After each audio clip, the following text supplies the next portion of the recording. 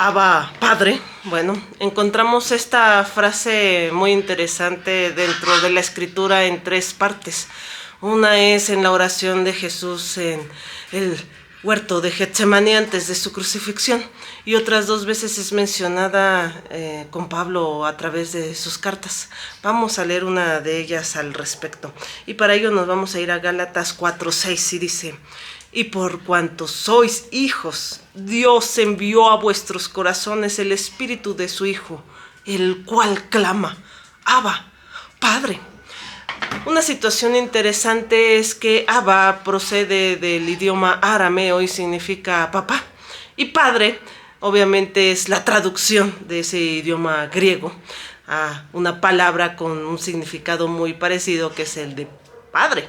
O sea, podríamos decir entonces que es una frase donde se repiten dos palabras en diferentes idiomas con una connotación muy interesante.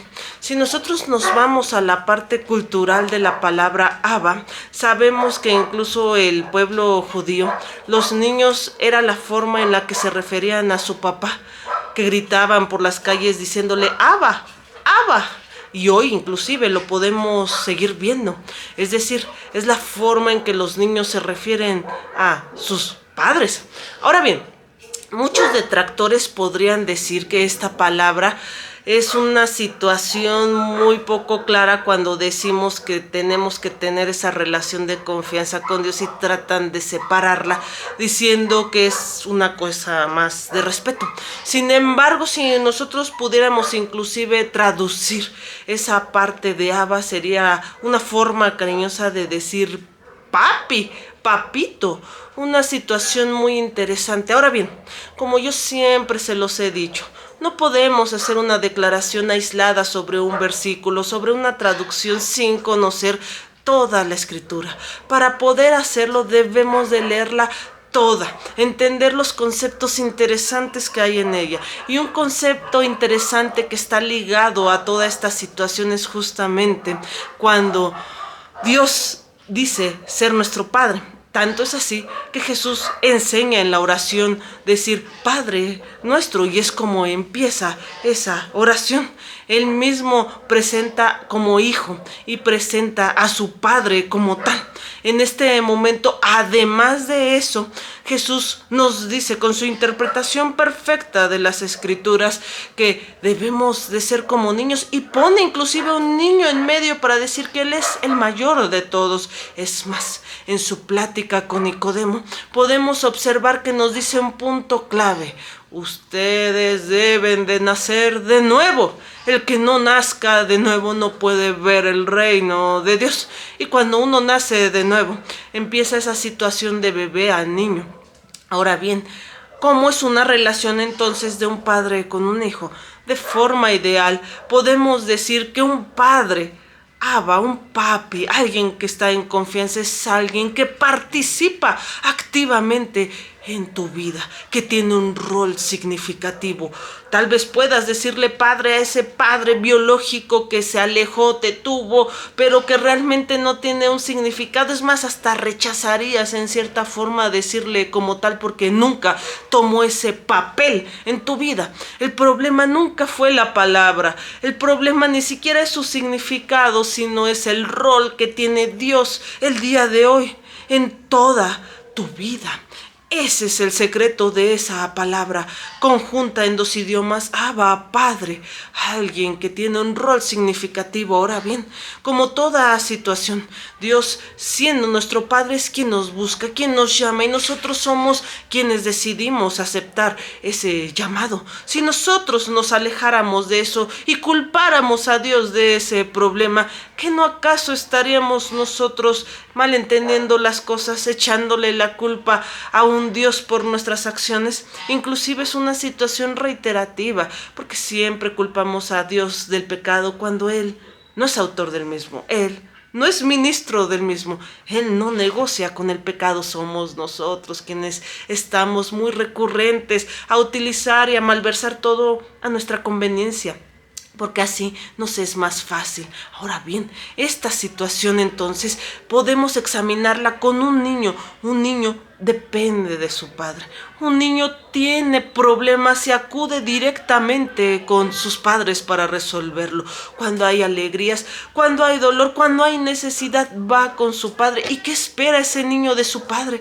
Que el padre supla, le enseñe, lo maneje, y es más, el padre enseña con su ejemplo al hijo. ¿Qué clase de hijos seríamos si justamente queriendo hacer lo contrario del padre nos alejáramos e hiciéramos por nuestra propia conveniencia? Entonces ahí sí estaríamos con una situación de decir, no, bueno, es mi padre, pero está en el cielo, está muy lejos y no lo dejo tener esa situación de cercanía conmigo.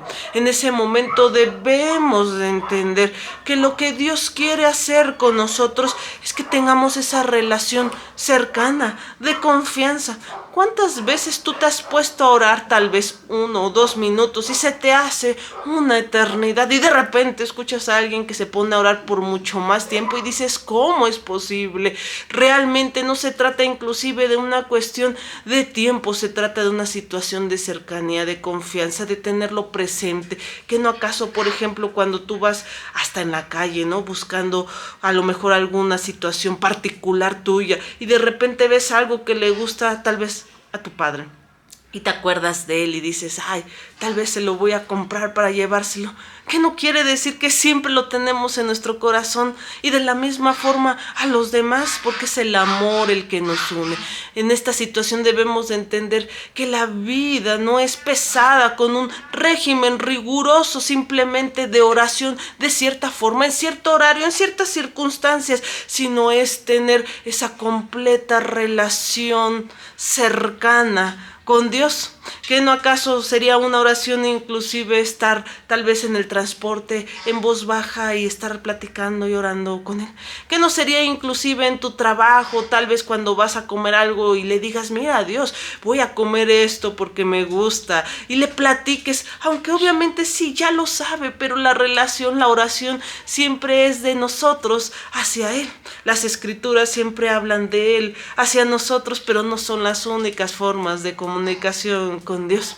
En este momento debemos de entender que las escrituras no dejan de ser más que un marco teórico que hemos querido dejar ahí, sino que realmente son un esquema de vida total real. Es decir, cuando las escrituras dicen ustedes son mis hijos, realmente deberíamos de serlos, escuchándolo a Él, siguiéndolo a Él, teniendo una relación con Él, con un rol grande en nuestra vida, porque nosotros somos los que nos hemos alejado.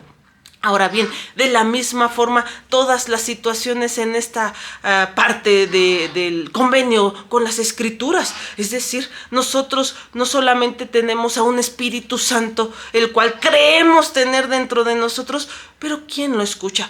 Honestamente, ¿tú escuchas al Espíritu Santo dentro de ti? ¿Tú escuchas la respuesta de Dios? ¿Tú sientes la presencia de Dios en cada momento? ¿Tú puedes dormir en la antesala del juicio final?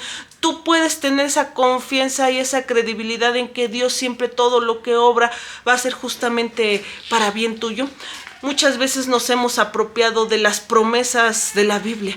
Hemos creído que todas sí, todas son para todos, pero lo que no creemos es tener el lado equivocado. Cuando la palabra dice que todo lo que le pasa a quienes amen a Dios es para bien, queremos apropiarnos de esa promesa sin amar a Dios. Entonces, en ese momento lo consideramos algo simbólico, algo que nos hace sentir cierta paz, pero seguimos con intranquilidad y tenemos a un Dios simbólico, escrito, teórico, pero créanme cuando les digo, Dios está vivo, Dios sigue hablando, Dios no es un Dios de teoría, es un Dios de participación. Somos nosotros quienes no hemos querido abrir la puerta de nuestro corazón, la decisión no la hemos tomado. Una parte importante es siempre el creer realmente en que Él está ahí, en que Él es ¿quién es? En ese momento es como si abriéramos con una llave esa puerta y empezáramos a ese mundo espiritual que es ese nacimiento de nuevo, aceptando el amor de Dios en nosotros. Y ahora sí, tenemos un papá que es el rey del mundo, un papá que es el dueño de todo lo que es, un papá que nos quiere guiar, un papá que nos va a enseñar mientras que estemos dispuestos, un papá que realmente sí habita dentro de nuestro ser y lo podemos escuchar.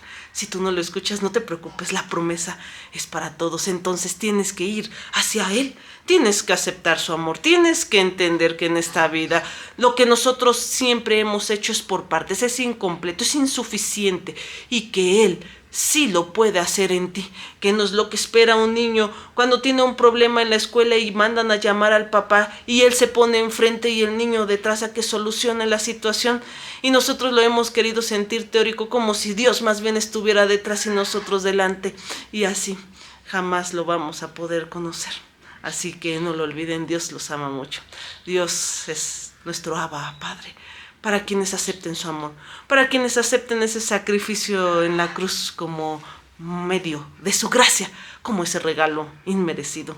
No lo olviden, Dios los ama mucho, vayan a Él como estén, no necesitan hacer nada, deben dejar que Él lo haga en ustedes, y en ese momento entenderán todo, empezarán a conocer sobre el verdadero amor, sobre el verdadero perdón, porque no podemos dar lo que no tenemos, pero sí podemos recibirlo de Él por su gracia. No lo olviden, Dios los ama mucho. Tenemos un Dios poderoso, el mismo de la Biblia hoy. Todo lo que vemos en la Biblia lo podemos ver el día de hoy. Los que hemos cambiado somos nosotros. No lo olviden, un único camino, una única puerta. La luz del mundo la tenemos en Él. Dios los bendiga.